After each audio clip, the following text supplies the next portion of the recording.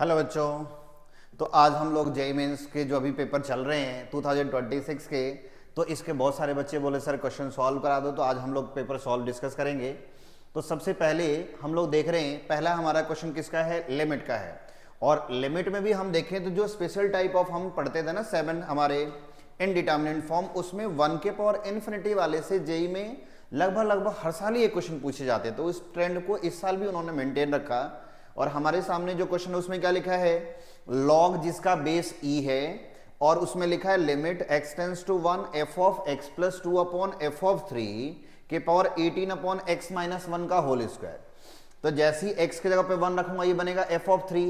f of 3 की value कितनी है 18, तो 18 अपॉन 18 कितना बन जाएगा 1। और यहां बन गया 18 अपॉन 1 माइनस 1 0, तो 1 के पावर क्या हो गया इन्फिनिटी। तो ये जो क्वेश्चन है ये 1 के पावर इन्फिनिटी वाले फॉर्मेट का है। तो हम लोग इसको सॉल्व करते हैं। आगे देखो, तो जैसे हमें पता है कि अगर कोई लिमिट में किस टाइप का क्वेश्चन हो, 1 के पावर इन्फिनिटी वाले फॉर्मेट का क्वेश्चन हो, तो अगर 1 के पावर इन्फिनिटी हो तो हम जो बेस होता है, जो fx वाली टर्म होती है, हम उसको लिखते हैं e के power fx minus 1 into gx वाले फॉर्म में। तो हम लोग सबसे पहले लॉग के साथ वाले को सॉल्व कर लेते हैं, वापस यहां पे सब्स्टिट्यूट कर देंगे। तो क्या बनेगा हमारे पास, तो ये बन गया e के पावर लिमिट, e के पावर क्या बन गया बताओ, e के power limit x tends to 1 fx minus 1, तब पूरे बेस वाले को माइनस कर दो। तो ये लिखा है f of x plus 2 upon f of 3 minus का क्या हो गया 1, और जो पावर होता है उसको मल्टीप्लाई कर देते, तो मल्टीप्लाई में क्या आ जाएगा 18 अपॉन x माइनस 1 का होल स्क्वायर। तो इसको हम सॉल्व करते हैं, क्या बन गया, तो ये बन गया e के power limit x tends to 1। अब इसका एलसीएम ले लो, जैसी एलसीएम लूंगा क्या बनेगा, तो ये बन गया sir f of x plus 2 minus f of 3 upon f of 3। f of 3 की वैल्यू क्वेश्चन में गिवन है, कितना है 18 है, तो नीचे आ गया 18, और ये भी लिख दो, क्या लिखा है 18 अपॉन x माइनस 1 का होल स्क्वायर। हमें दिख रहा है यहाँ 18 से 18 क्या हो गया बताओ, कैंसिल हो गया। तो हमारे सामने जो पर्टिकुलर फंक्शन बच गया, ये कैसा बच गया, ये बन गया e के power limit x tends to 1 of, ये बन गया f of x plus 2, f of x plus 2 minus f of 3 upon क्या हो गया, ये मल्टीप्लाई अंदर लिख दो यहां पे, तो ये बन जाएगा सर x माइनस 1 का होल स्क्वायर। अब f ऑफ 3 की वैल्यू फिर से रख देते हैं, क्या हमारे पास है 18 है। तो ये हमारा जो क्वेश्चन बन गया, ये बन गया e के power limit x tends to 1 और ये f ऑफ x प्लस कितना बताओ 2 और माइनस का f ऑफ 3 की वैल्यू 18 अपॉन x माइनस 1 का होल स्क्वायर। अब हमें क्वेश्चन में ये दिख रहा है कि जैसी x की जगह पे 1 रखोगी क्या बनेगा f ऑफ 3, f ऑफ 3 की वैल्यू 18, 18 माइनस 18 0, नीचे भी 1 माइनस 1 0। तो अगर कभी लिमिट में 0 बाई 0 का फॉर्म बने या इन्फिनिटी बाई इन्फिनिटी का फॉर्म बने, तो सबसे बेस्ट मेथड हम लोग लगाया करते हैं क्या, एल हॉपिटल रूल। तो यहाँ पे हम एल हॉपिटल रूल को अप्लाई कर देते हैं। तो ये हमारा क्वेश्चन बन गया 0 बाई 0 फॉर्म का। एल हॉपिटल रूल हमने सीखा क्या होता है, ऊपर वाले और नीचे वाले को आप सेपरेट डिफरेंशिएशन करो, और ये प्रोसेस तब तक करना जब तक कि 0 बाई 0 फॉर्म से हट ना जाए। तो ये हमारा क्वेश्चन क्या बन जाएगा, तो ये बन गया e के power limit x tends to 1, इसका डेरिवेटिव करो, तो डेरिवेटिव करूंगा तो fx का डेरिवेटिव क्या हो जाएगा, तो ये बन जाएगा sir f dash of x plus 2, फिर किसका होगा x प्लस 2 का, x प्लस 2 का डेरिवेटिव क्या हो जाएगा 1, 18 कांस्टेंट है उसका डेरिवेटिव 0। नीचे जब डेरिवेटिव करो क्या बनेगा बताओ, तो ये पावर आगे आएगा, तो आगे आएगा तो ये क्या बनेगा, तो ये बन जाएगा 2 इंटू एक्स माइनस 1। अब हमें दिख रहा है ये अभी भी 0 बाई 0 के फॉर्म में चल रहा है, तो इसको फिर से डिफरेंशिएट कर दो आप। तो फिर से डिफरेंशिएट करोगे तो ये क्या बनेगा, ये बनेगा e के power limit x tends to 1, तो इसका डबल डेरिवेटिव करो, क्या बन जाएगा f double dash of x plus 2, और डिनोमिनेटर में हो गया 2 इंटू एक्स माइनस 1 का डेरिवेटिव हो गया 1। अब x के जगह पे 1 रखना है, तो ये f डबल डैश ऑफ क्या बनेगा 3, और f डबल डैश ऑफ 3 की वैल्यू हमें क्वेश्चन में गिवन है, कितना है 4। तो ये क्या बन जाएगा, तो ये हमारा बन गया e के पावर कितना बताओ 4 बाई 2, यानी ये बन गया e के पावर 2। और हमें फाइनल आंसर क्या निकालना था, लॉग जिसका बेस e है, और बाकी टर्म की वैल्यू कितनी आ गई e स्क्वायर। तो हमारा ये टर्म क्या बन गया, ये बन गया ई के पावर यानी लॉग, जो लॉग वाली टर्म है उसको लिख देते हैं, तो हमारा बन गया लॉग जिसका बेस ई, और ये वाली टर्म क्या बन गई ई स्क्वायर। अब एक लॉग की प्रॉपर्टी होती है पावर होगा तो क्या होगा आगे आ जाएगा, तो 2 को आप आगे ले आओ, 2 जैसी आगे आएगा क्या बन गया log e to the power e, और log e to the power e की वैल्यू कितनी हो जाती है हमारे पास 1। तो इस क्वेश्चन का आंसर कितना आ जाएगा 2 आ जाएगा। ये सेक्शन बी वाले टाइप के क्वेश्चन थे। तो हमने इसमें कुछ नहीं किया, सबसे पहले हमने यहाँ पे लिमिट अप्लाई किया, तो लिमिट अप्लाई करते दिख गया 1 के पावर इन्फिनिटी का फॉर्मेट है। 1 के पावर इन्फिनिटी का अगर फॉर्मेट हो तो हम क्या करते हैं, जो बेस वाली टर्म होती है यानी ई के पावर लिखते हैं fx माइनस 1 इंटू जी एक्स, वो मैंने लगाया, उसके लगाती है 0/0 बन गया, 0/0 बनते ही हमने कौन सा रूल लगा दिया एल हॉपिटल रूल लगा दिया, और फिर ये सॉल्व हो गया। तो हम नेक्स्ट क्वेश्चन की तरफ मूव करते हैं। तो नेक्स्ट क्वेश्चन हमारे सामने जो लिखा है, अब ये बहुत ही सभी बच्चों ने लगभग सॉल्व किया होगा। ये क्या लिखा है, ट्रिगो का एक सिंपल सा क्वेश्चन है। तो इसमें लिखा है कॉसेक 10 डिग्री माइनस √3 सेक 10 डिग्री। तो सबसे पहले कॉसेक और सेक को किस में कन्वर्ट कर देते हैं, इनको साइन और कॉस में कन्वर्ट कर देते हैं। तो ऐसा अगर हम लोग लिखेंगे तो ये क्या बनेगा, जो कॉसेक 10 डिग्री है ये बन गया 1 क्या बताओ साइन 10 डिग्री, माइनस क्या बन गई ये √3 क्या बन गया कॉस 10 डिग्री।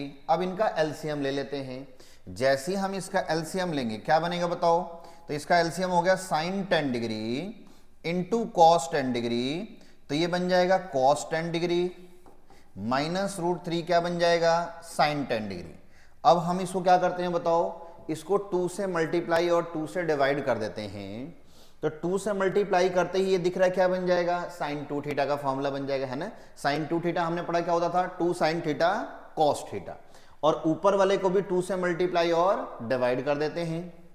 तो ऊपर वाले को 2 को मल्टीप्लाई को बाहर रख दो, डिवाइड वाले को लिख दो, तो क्या बनेगा मल्टीप्लाई वाला 2 बाहर, डिवाइड वाला लिखो, तो डिवाइड वाला बन गया 1/2 कॉस 10 डिग्री माइनस √3/2 क्या बन जाएगा बताओ साइन 10 डिग्री, और नीचे वाली टर्म में भी 2 से मल्टीप्लाई और डिवाइड, तो ये बन जाएगा 2 sine 10 degree into cos 10 degree, और जो नीचे वाला 2 है वो वापस कहां चला जाएगा, उसको ऊपर ही भेज देता हूं, तो 2 इंटू 2 ऊपर कितना बन जाएगा 4। अब ये नीचे 2 sine 10 degree into cos 10 degree, ये बन जाएगा साइन कितना बताओ 20 डिग्री। तो हम क्या करते हैं ऊपर भी फॉर्मूला लगा देते हैं, ऊपर किसका दिख रहा है साइन a माइनस बी का, कैसे, ये जो 1/2 है उसको साइन 30 लिख देते हैं। तो हमारा क्वेश्चन क्या बन गया, ये बन गया 4 बाहर, ये बन गया 1/2 को हमने लिखा साइन 30, तो sine 30 degree into cos 10 degree minus cos कितना बताओ 30 डिग्री इंटू साइन 10 डिग्री, और नीचे हमने फॉर्मूला किसका लगा दिया साइन 2 थीटा का। तो साइन 2 थीटा का फॉर्मूला हमारा क्या होता था, साइन 2 थीटा होता था sir 2 sine theta cos theta. तो ये टर्म हमारी कितनी बन जाएगी, तो ये बन जाएगा 2 साइन थीटा से लगा कितना बन गया साइन 2 थीटा, तो साइन 2 थीटा लिखोगे तो कितना बन जाएगा सीधा साइन 20 डिग्री। अब ऊपर किसका फॉर्मूला बन रहा है, न्यूमरेटर में फॉर्मूला बन रहा है साइन a माइनस बी का, तो लगा देते हैं, तो ये बन गया 4 sine a minus B, a की वैल्यू 30 b की वैल्यू 10 अपॉन क्या लिखा है साइन 20, तो ये बन जाएगा 4 साइन 20 डिग्री अपॉन क्या बनेगा साइन 20 डिग्री, साइन 20 से साइन 20 कैंसिल हो गया, कितना आ जाएगा बताओ 4 आ गया। तो इस क्वेश्चन का हमारा आंसर क्या हो गया कि 4 आ गया इसमें। तो ये हमारे पास इसमें देखो इजीली हमने इसका आंसर हमारे पास क्या आ गया बताओ 4 आ गया। तो ये ट्रिगो का सिंपल सा क्वेश्चन था जो लगभग सभी बच्चों ने सॉल्व किया होगा आई होप। अब हम नेक्स्ट क्वेश्चन की तरफ चलते हैं। तो पेपरों में जब भी पेपर चल रहे हैं आपको क्वेश्चन सिलेक्शन के प्रोसेस पता होना चाहिए। हमें क्वेश्चन देखने हैं किस तरह से उसमें सेलेक्ट करने हैं, आपको अच्छे अच्छे क्वेश्चन भी मिलते हैं, सॉल्व करने लायक भी क्वेश्चन मिलते हैं, और मैथ का पेपर जैसे हर साल आता है उसी लेवल का ही आ रहा है। चलो नेक्स्ट क्वेश्चन हमारे पास, अब नेक्स्ट क्वेश्चन हमारा किसका दिख रहा है यहाँ पे, नेक्स्ट क्वेश्चन हमारे पास है एपी और जीपी का। एपी जीपी सीक्वेंस और सीरीज वाली हम टर्म पढ़ते हैं। तो इसमें बोला A1 A2 अप टू ऐसी AN लिखा होगा, ये इंक्रीजिंग जीपी है। अब इंक्रीजिंग जीपी का मतलब क्या होता है, इंक्रीजिंग जीपी का मतलब है कि उसका कॉमन रेशो जो है हमेशा कैसा रहेगा पॉजिटिव रहेगा। और कॉमन रेशो कभी फ्रैक्शनल वाली टर्म नहीं जाएगी। तो सबसे पहले सॉल्व करते हैं। अब हमें पता है जीपी की कोई भी अगर टर्म निकालनी हो तो आपको दो चीजें चाहिए। क्या चाहिए? एक तो हमें कॉमन रेशो चाहिए और एक हमें फर्स्ट टर्म की वैल्यू आ जाए, ए की वैल्यू आ जाए। ए और आर मिल जाए तो हम जीपी की कोई भी टर्म फाइंड आउट कर सकते हैं। तो हमें यहां पे क्या दिख रहा है कि इसमें हम लोग क्या कर लेते हैं बताओ। तो सीधा सीधा यहां से दो इक्वेशन है, इनको सॉल्व कर देते हैं। तो सबसे पहले ये वाली यूज कर लेते हैं। क्या लिखा है? तो ये लिखा है A1, ये लिखा है हमारे पास A1, तो A1 into A3 into A5, इसकी वैल्यू है 64। A1 का मतलब हमारा क्या हो गया? A ही हो गया। AQ का मतलब AR स्क्वायर, A5 का मतलब AR to the power 4 equal to 64। तो ये A इंटू A कितना बन गया? AQ। R के पावर कितना बन जाएगा बताओ? 6 इक्वल टू 64। मैं इसको चाहूं तो क्या लिख सकता हूं? मैं इसको चाहूं तो वैसे लिख लेता हूं। क्या? T2 T3 की टर्म हम बना लेते हैं, कोई देख लेते हैं यहाँ पे, होल स्क्वायर की फॉर्म बना लेते हैं। तो होल स्क्वायर की फॉर्म अगर बनाएंगे तो हमारे पास इसने क्या बोला था? A1 है, A3 है, A5। तो A1 हमारा A ही हो गया, A3 क्या हो गया? A3 हो गया AR स्क्वायर, A5 क्या हो गया? AR4। तो A इंटू A क्या बन गया? A cube. और ये R स्क्वायर और R4 क्या बन गया? R के पावर 6। तो दोनों तरफ हम यहाँ पे क्यूब रूट ले लेते हैं।